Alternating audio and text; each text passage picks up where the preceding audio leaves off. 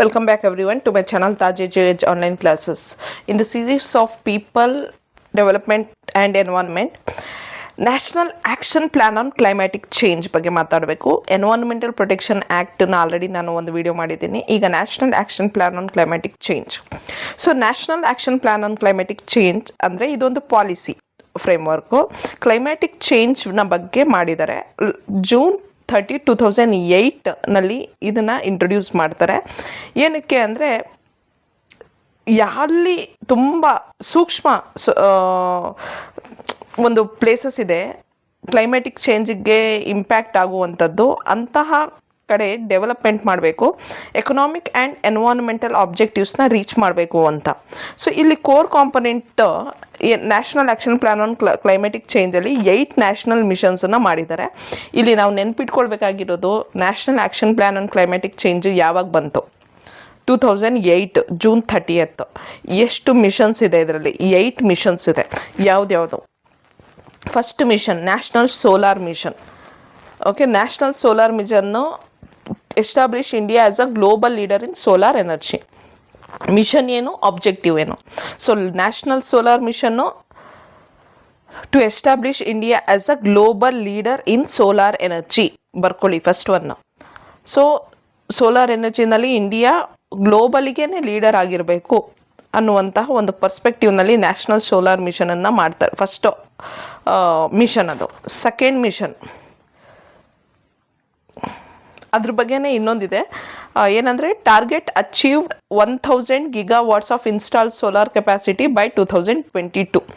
100 GW of installed solar capacity by 2022 achieve ಮಾಡಿದ್ದಾರೆ ಅದನ್ನು, ಅದು ಬೇಕು. Next second mission is national mission for enhanced energy efficiency to promote energy efficiency in the industrial, commercial and residential sectors. ಅಂದರೆ ಆದಷ್ಟು ಎನರ್ಜಿನ effective use ಮಾಡಿಕೊಳ್ಳುವಂಥದ್ದು.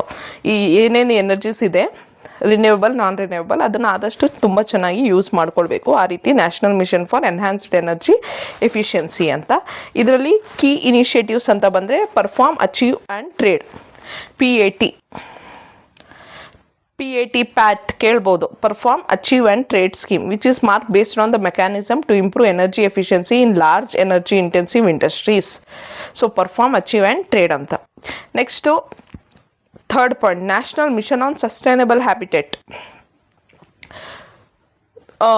ಏನಕ್ಕೆ ಅಂದರೆ objective ಏನು? To make cities more sustainable.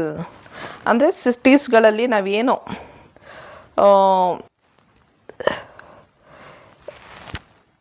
ಜೀವನ ನಡೆಸ್ತಾ ಇದ್ದೀವಿ ಅದನ್ನು ಆದಷ್ಟು ಸಸ್ಟೈನಬಲ್ ಮಾಡಬೇಕು ಅಂತ. ಹೇಗೆ? Energy efficiency in buildings by using energy conservation building code, improved urban planning, better solid waste management. Next promoting public transport. ಇದನ್ನೆಲ್ಲ ಮಾಡುವಂಥದ್ದು. ಯಾಕೆ? ಎನರ್ಜಿ ಎಫಿಷಿಯನ್ಸಿ ಇನ್ ಬಿಲ್ಡಿಂಗ್, ತುಂಬ ವರ್ಷಗಳ ಕಾಲ ಬಿಲ್ಡಿಂಗ್ಗಳು ಗಟ್ಟಿಯಾಗಿರಲಿ.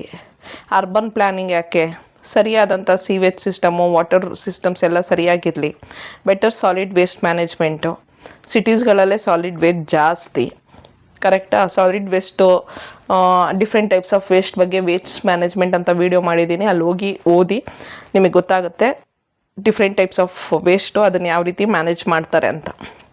ನೆಕ್ಸ್ಟು ಪಬ್ಲಿಕ್ ಟ್ರಾನ್ಸ್ಪೋರ್ಟನ್ನು ಪ್ರಮೋಟ್ ಮಾಡೋದ್ರಿಂದ ಆಲ್ಮೋಸ್ಟ್ ಜನಗಳು ಪ್ರೈವೇಟ್ ಟ್ರಾನ್ಸ್ಪೋರ್ಟ್ ರೆಡ್ಯೂಸ್ ಆದರೆ ಅಲ್ಲಿ ಪೊಲ್ಯೂಷನ್ ರೆಡ್ಯೂಸ್ ಆಗುತ್ತೆ ಅಂತ. Next national fourth mission national water mission.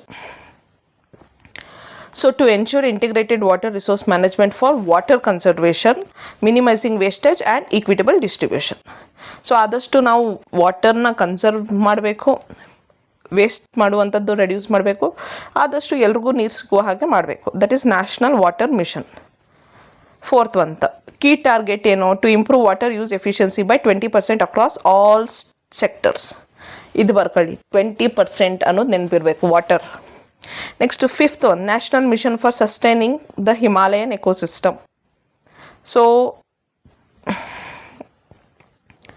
This is a knowledge based mission ಅಂತ ಹೇಳ್ತಾ ಇದ್ದಾರೆ. Aims to understand the effects of climatic change on the fragile Himalayan ecosystem.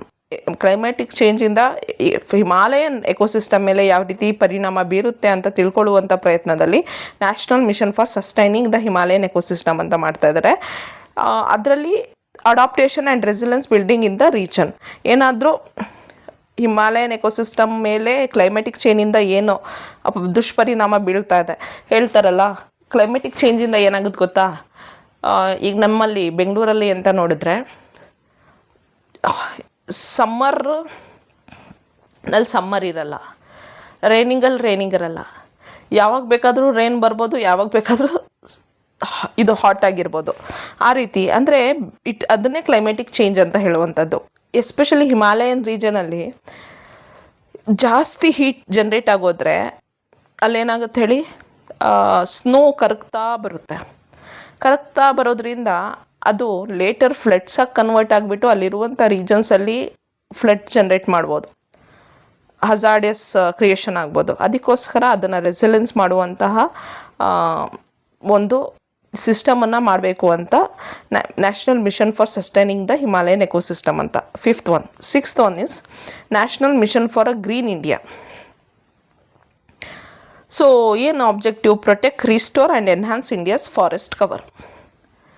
Forest ಏನಿದೆ ಇಂಡಿಯಾದಲ್ಲಿ ಅದನ್ನು ಪ್ರೊಟೆಕ್ಟ್ ಮಾಡಬೇಕು, ಆಲ್ರೆಡಿ ಕಳ್ಕೊಂಡಿರೋವಂಥ ಕಡೆ ರಿಸ್ಟೋರ್ ಮಾಡಬೇಕು, ಆಮೇಲೆ ಬೆಳೆಸಬೇಕು ಫಾರೆಸ್ಟನ್ನು ಇನ್ನೂ ಅಂತ ಎನ್ಹ್ಯಾನ್ಸ್ ಮಾಡಬೇಕು, ಆದಷ್ಟು ಬೇರೆ ಬೇರೆ ಕಡೆಗಳಲ್ಲಿ ಫಾರೆಸ್ಟ್ಗಳನ್ನು ಕ್ರಿಯೇಟ್ ಮಾಡಬೇಕು ಅಂತ. ಕೀ ಟಾರ್ಗೆಟ್ ಏನು ಅದರದ್ದು 6th, forestation of 6 million hectares of degraded forest lands and expanding forest cover from 23% to 33%. So ಹೊಸದಾಗಿ ಫಾರೆಸ್ಟನ್ನು ಕ್ರಿಯೇಟ್ ಮಾಡೋದು 6 million hectaresಲ್ಲಿ. ಓಕೆ, ಎಲ್ಲೆಲ್ಲಿ ಫಾರೆಸ್ಟ್ ಹೋಗಿಬಿಟ್ಟಿತ್ತು ಅಲ್ಲಿ. ಮತ್ತು ಫಾರೆಸ್ಟ್ ಕವರನ್ನು 23%ಇಂದ 33%ಗೆ ಮಾಡಬೇಕು ಅನ್ನುವಂಥದ್ದು target. Next will go to 7th mission, national mission for sustainable agriculture to make Indian agriculture more resilient to climatic change. So ಏನು ಕ್ಲೈಮ್ಯಾಟಿಕ್ ಚೇಂಜ್ ಆಗ್ತಾ ಇದೆ ಅದನ್ನು ಆದಷ್ಟು ರೆಸಿಲೆನ್ಸ್ ಅಂದರೆ ಏನಂತೀವಿ ಕನ್ನಡದಲ್ಲಿ,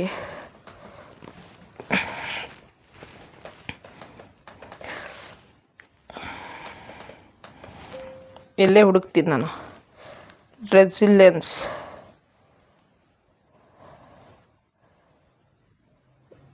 ಇನ್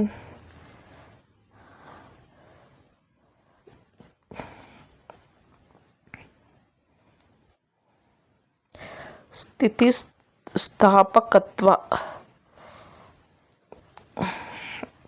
ಅಂದರೆ, ಈಗ ಎಕ್ಸಾಂಪಲ್ ಕೊಟ್ಟು ಹೇಳಬೇಕು ಅಂದರೆ, ಈಗ ಕ್ಲೈಮ್ಯಾಟಿಕ್ ಚೇಂಜ್ ಆಗೋದ್ರಿಂದ ಏನಾಗುತ್ತೆ ಹೇಳಿ, ಅದು ಇಂಪ್ಯಾಕ್ಟ್ ಮಾಡುತ್ತೆ ಫಾರ್ಮರ್ಸ್ ಮೇಲೆ. ಕರೆಕ್ಟ್, ಅವರು ಏನು ಬೆಳೆಸ್ತಾರೆ, ಫಾರ್ಮಿಂಗ್ ಮಾಡ್ತಾರೆ, ಬೆಳೆಗಳು ಅದ್ರ ಮೇಲೆಲ್ಲ ಇಂಪ್ಯಾಕ್ಟ್ ಮಾಡುತ್ತೆ. ಅದನ್ನು ಫೇಸ್ ಮಾಡುವಂಥದ್ದು, ಆ ಚಾಲೆಂಜಸ್ನ ಫೇಸ್ ಮಾಡುವಂಥದ್ದನ್ನು ನ್ಯಾಷನಲ್ ಮಿಷನ್ ಫಾರ್ ಸಸ್ಟೈನಬಲ್ ಅಗ್ರಿಕಲ್ಚರಲ್ಲಿ ಮಾಡುವಂಥ ಪ್ರಯತ್ನ ಮಾಡ್ತಾರೆ. Next, promote climatic resilience crops, improve water use efficiency in farming through drip irrigation, integrated farming system. Integrated farming system ಅಂದರೆ ಎಲ್ಲ ವೆರೈಟಿ ಆದಂಥ ಫಾರ್ಮಿಂಗ್ನ ಮಾಡುವಂಥದ್ದು. ಸೊ ಅವಾಗ ಏನಾಗುತ್ತೆ ಅಂದರೆ, ಹೆಚ್ಚು ಕಡಿಮೆ ಡೈವರ್ಸಿಫಿಕೇಷನ್ ಆದಾಗ ಅಲ್ಲಿ ಲಾಸಸ್ ಕಡಿಮೆ ಆಗುತ್ತೆ. Next, national mission on strategic knowledge for climatic change. ಮತ್ತು ಅನದರ್ ನಾಲೆಜ್ ಬೇಸ್ಡ್ ಮಿಷನ್ ಇದು. Aims to build a robust knowledge system and research infrastructure for understanding climatic change. Knowledge system ಇರಬೇಕು, research infrastructure ಇರಬೇಕು, so that we can understand how the climatic change is happening. Along with that research, international cooperation and data collection ಮಾಡೋದಕ್ಕೋಸ್ಕರ national mission on strategic knowledge for climatic change ಅಂತ 8th mission. So ನೀವೇನು ಮಾಡಬೇಕು ಅಂದರೆ, ಇದನ್ನು ಕ್ಲೀನಾಗಿ ಒಂದು ನೋಟ್ಬುಕ್ಕಲ್ಲಿ national action plan on climatic change ಯಾವಾಗ ಲಾಂಚ್ ಆಯಿತು, ಏನು ಮೇಜರ್ ಆಸ್ಪೆಕ್ಟ್ ಇಲ್ಲಿ ಕ್ಲೈಮ್ಯಾಟಿಕ್ ಚೇಂಜ್ ಅನ್ನೋದೇ, ಕರೆಕ್ಟಾ? ಅದರಲ್ಲಿ 8 ನ್ಯಾಷನಲ್ ಮಿಷನ್ಸ್ ಯಾವ್ದ್ಯಾವ್ದಿದೆ ಅದನ್ನೆಲ್ಲ ಲಿಸ್ಟ್ ಔಟ್ ಮಾಡ್ಕೊಳ್ಬೇಕು. ಪ್ರತಿಯೊಂದು ಮಿಷನ್ನ ಆಬ್ಜೆಕ್ಟಿವ್ ಏನು ಅನ್ನೋದು ಅವ್ರ ಅದರದ್ದೇ ಹೆಸರಲ್ಲೇ ಇದ್ಬಿಟ್ಟಿದೆ.